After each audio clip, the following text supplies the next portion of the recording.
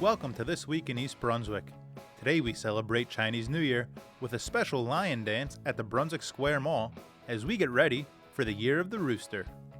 We visit Churchill Junior High School and the East Brunswick Technical High School to see how a coat drive helped keep those in need warm this winter. Al Nygren, the executive director and curator of the New Jersey Film Festival, stops by the studio to provide an overview of the upcoming spring season. And we welcome the two-county Symphonic Band back to the library for a wonderful performance. So stay with us. This Week in East Brunswick starts now.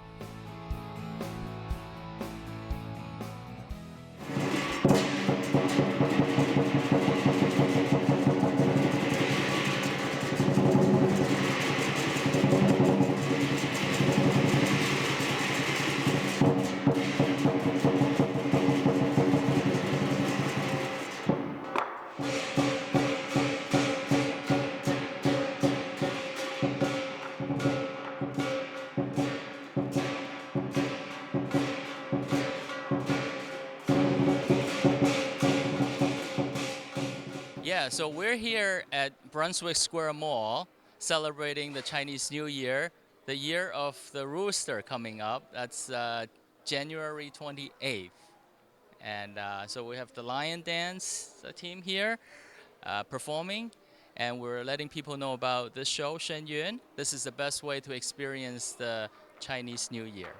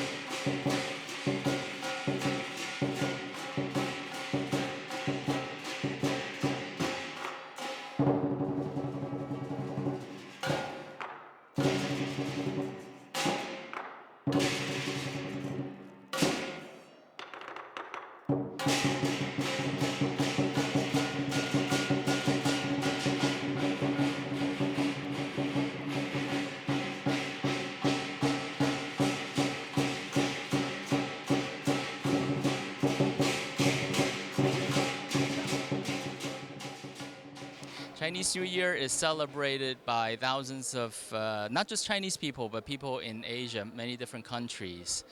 And it has a different calendar. Some people call it the lunar calendar. Therefore, Chinese New Year is different every year compared to the Western calendar that we're familiar with.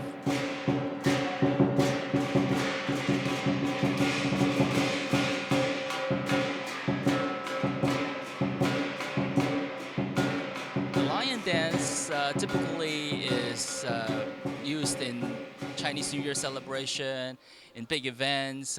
Sometimes the business is opening up, they'll have lion dance. It brings good luck and supposed to chase away the evil spirit.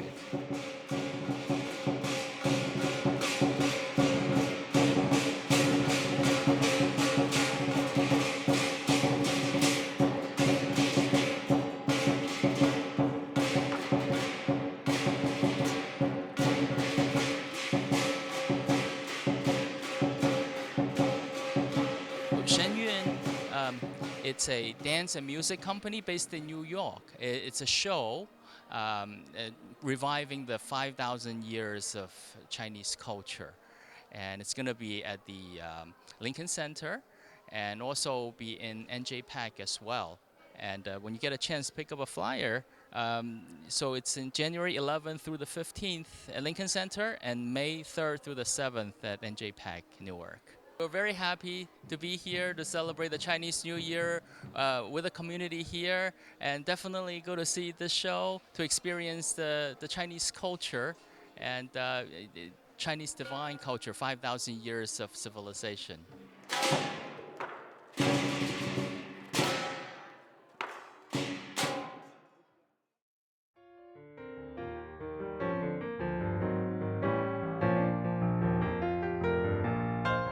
Hi, my name is Shari Levy. I am the chairperson for the 5th Annual Coat Drive. I am here today at Churchill Junior High School to congratulate the amazing volunteers who raised hundreds and hundreds of coats for this coat drive. And how we got started with this wonderful coat drive was, I was looking through the newspaper, and what caught my eye was the winter coat drive. And I thought, how awesome for our educational support professionals to get involved in this wonderful cause. We actually sat around and we spoke about it, and we were very happy to be part of this. We got the approval through HR, and at that point, we started our journey.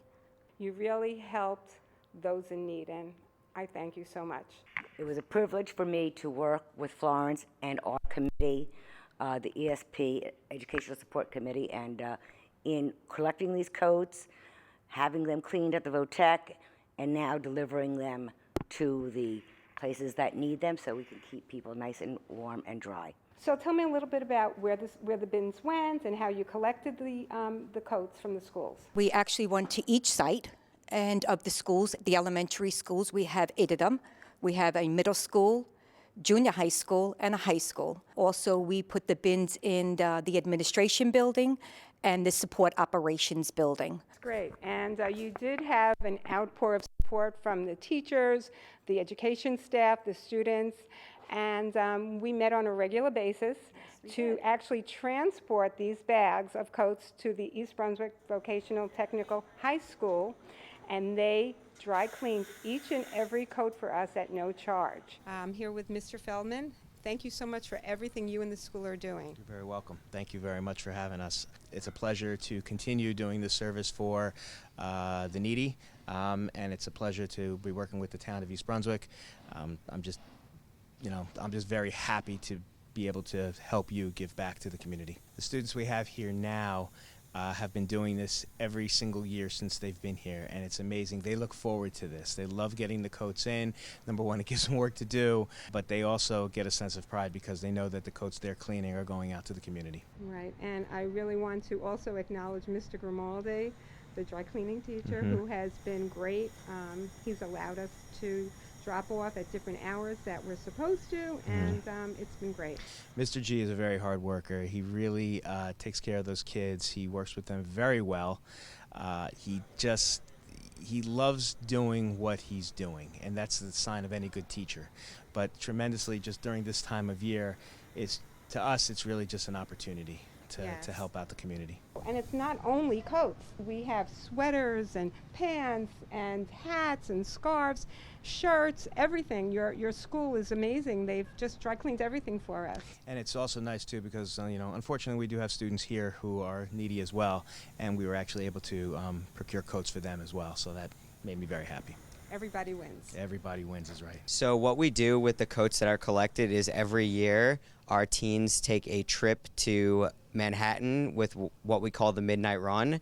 And throughout the evening, we go to different parts of Manhattan and hand out coats and clothing and food to homeless people around the area. It is one of the most exciting events for our teens every year, and they love to give back to the community because they know that they are very fortunate with what they have, and they believe it's time for them to give back. So I'm very excited, and I know they are too. Usually we have about between 20 and 30 students who come and help, and that's only teenagers. And then we have probably another 30 younger kids who help do all of the sorting before we go into Manhattan. So it must be so rewarding to physically hand each coat to someone in need. The kids must really be moved by everything. They really are. Actually, even one of our students wrote her college essay based on the experience that she had doing this project. It is life-changing for them every year, and every year we get more and more teens to help out because they also want to be a part of this rewarding experience. We have a wonderful community. We were so fortunate we even received brand new coats from many, many people. Let's see all those new coats that we have. Yay!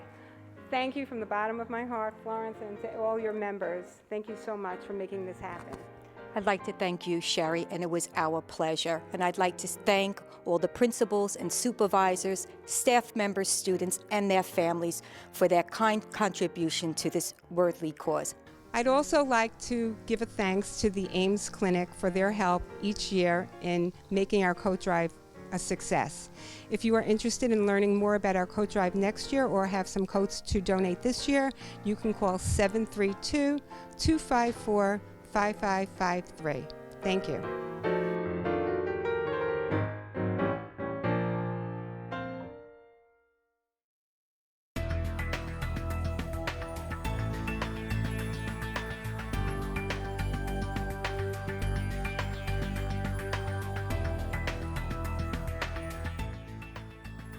Hello everyone, it's Albert Nygren, Executive Director and Curator of the New Jersey Film Festival, here to give an overview of our upcoming Spring 2017 season, which will be running from January 28th through March 3rd on select Thursday, Friday, Saturday, and Sunday evenings.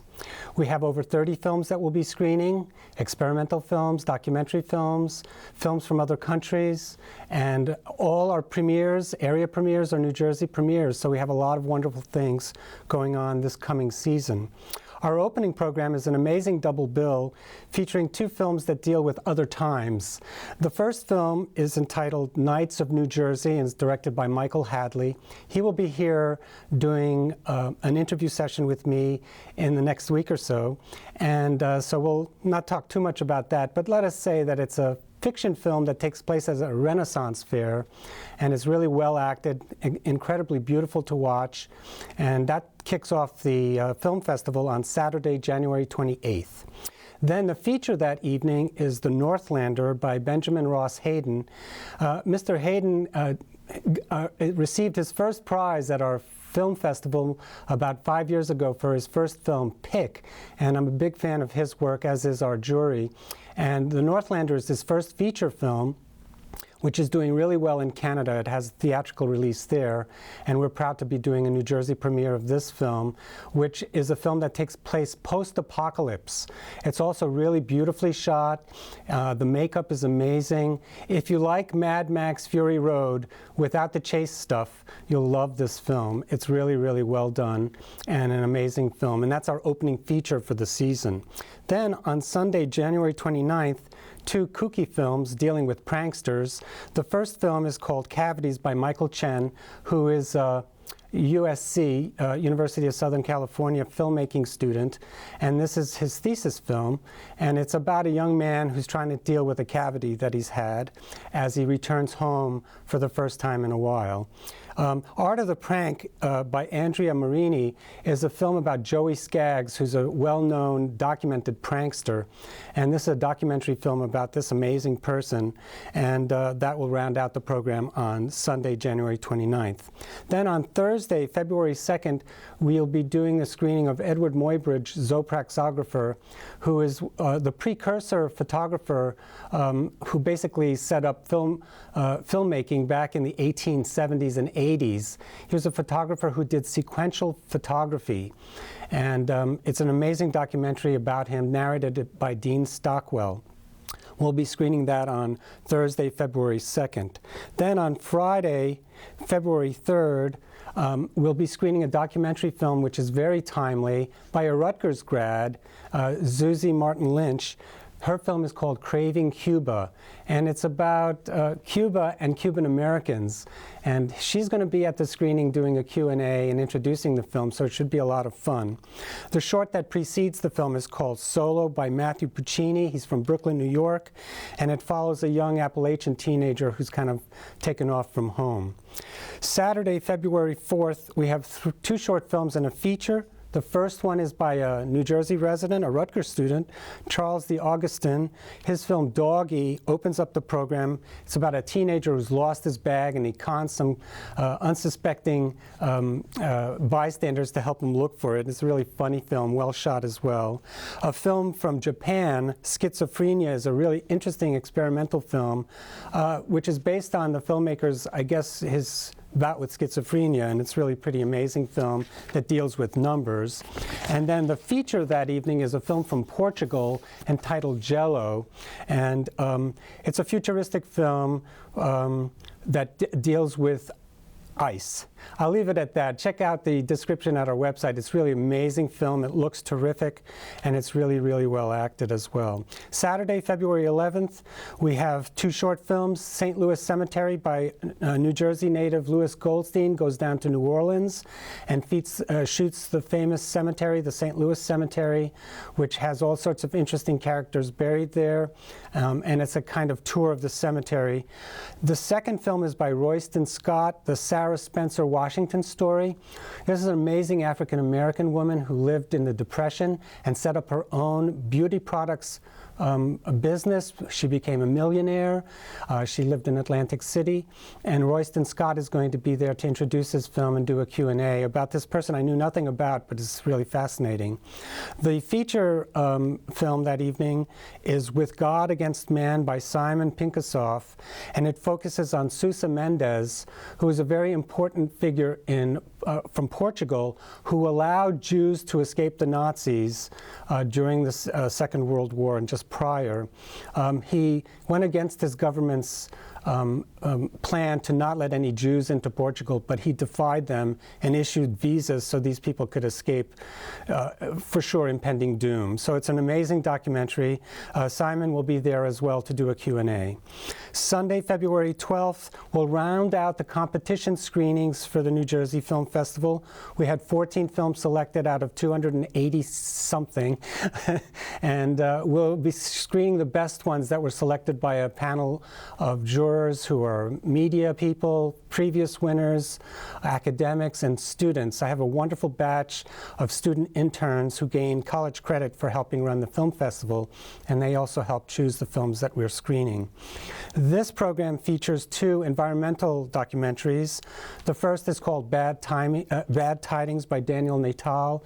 He's a Jersey resident and also a Rutgers grad, and he focuses on sea level rise and also the plight of Seabright, New Jersey, and how they dealt with Hurricane Sandy. It's a very insightful, very beautiful, and well-shot film about very important subject matter, especially for us folks who live on the Jersey Shore. A River Blue is the feature documentary by Michael McIlride and Roger Williams. They're based in Vancouver, Canada, and they focus on the notion of can fashion save the planet, and it's about how the use of textiles end up polluting many of our rivers. It's really important important film, and I hope you'll join us for that on Sunday, February 12th. Then we have a number of free screenings. We've partnered with the Confucius Institute at Rutgers University over the last 5 years, and we'll be doing 2 films by Wong Kar-wai, the really celebrated Hong Kong filmmaker. In the Mood for Love will be screened on Friday, February 17th, and then Chungking Express, one of my favorites, on March 3rd. There'll also be the United States Super 8 Film and Digital Video Festival, which is in its 29th year. It's a little mini festival within the festival, and that'll be taking place on the 18th and 19th of February. That's the overview of the program. I hope you will join us. You want to get more information, you go to our website, which is www.njfilmfest.com, or you can call us at 848-932-8482. Thanks for listening.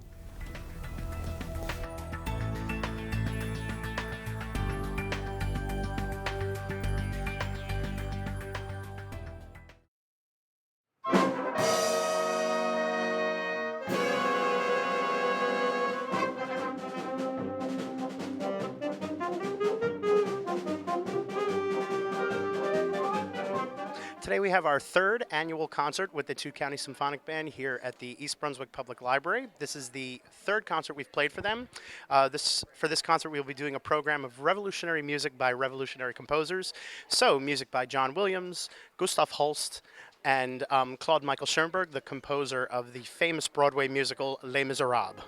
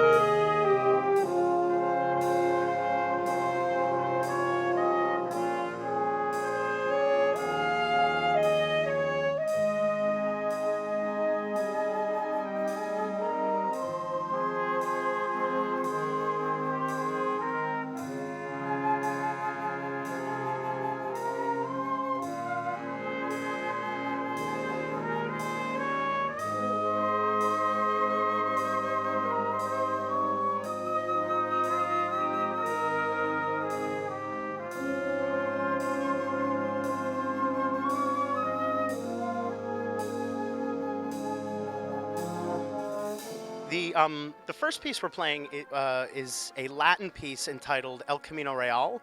It was written by Alfred Reed, and it is one of the most challenging pieces in the wind band repertoire.